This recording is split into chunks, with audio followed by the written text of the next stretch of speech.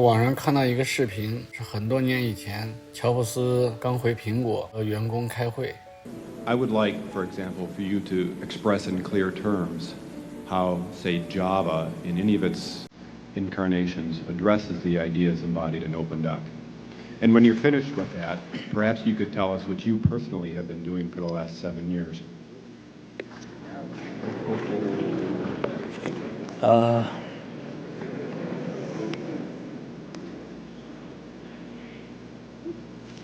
You know, you can please some of the people some of the time, but one of the hardest things when you're trying to affect change is that people like this gentleman are right in some areas.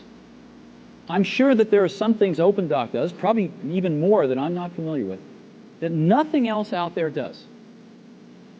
And I'm sure that you can make some demos, maybe a small commercial app that demonstrates those things.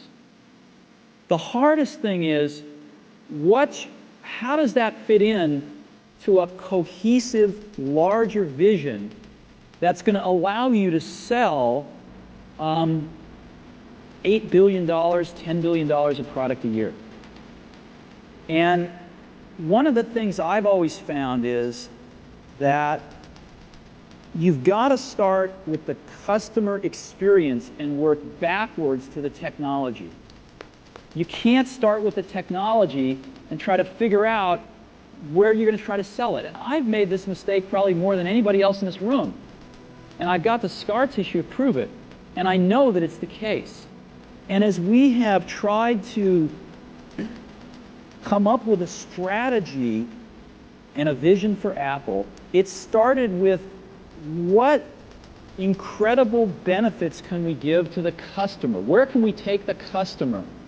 Not starting with, let's sit down with the engineers and figure out what awesome technology we have, and then how are we going to market that?